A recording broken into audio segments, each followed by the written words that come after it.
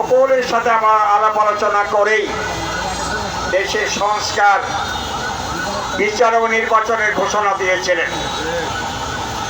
নির্বাচন হয়েছে, বিচার কার্যক্রম শুরু হয়েছে, কিন্তু সংস্কার যেটা, সংস্কারের আলোকে যে সরকার গঠিত হয়েছে সেই সরকার গঠন করার পরে তারা সংস্কারকে, জুলাই সনদকে বাস্তবায়নের জন্য বিভিন্ন রকমের তালবাহানা করে সময় নষ্ট করার জন্য চেষ্টা করছে।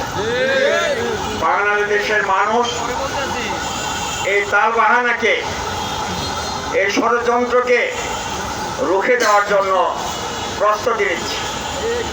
যদি সরকার শুভবুদ্ধি না হয় তাহলে পরে আগে যারা দেশ থেকে পালিয়েছে, বর্তমানে যারা ষড়যন্ত্র করবে তাদেরকেও তাদের চেয়ে করুণ পরিণতির মাধ্যমে পালিয়ে যেতে হবে দেশ থেকে। এটা বিবেচনা করে আমরা সরকারের কাছে আবেদন জানাবো, আহ্বান জানাবো, আসেন আমরা সকলে মিলেমিশে সুন্দর বাংলাদেশ গড়ার জন্য, ভালো বাংলাদেশ গড়ার জন্য, জুলাই সনদকে বাস্তবায়নের জন্য ঐক্যবদ্ধ হয়ে সকল কিছু বলে, কোনো এটা সেটা না বলে, তালবাহানা না করে নিঃশর্তে, বিনা শর্তে সহজে জুলাই সনদ বাস্তবায়নের মাধ্যমে দেশ করে নেওয়ার জন্য সিদ্ধান্ত গ্রহণ করুন। এই আহ্বান জানিয়ে আজকের এই অনুষ্ঠানের আপনাদের সবাইকে অভিনন্দন জানিয়ে আমি আমার কথা শেষ করছি। আসসালামু আলাইকুম ওয়া রাহমাতুল্লাহি ওয়া বারাকাতুহু।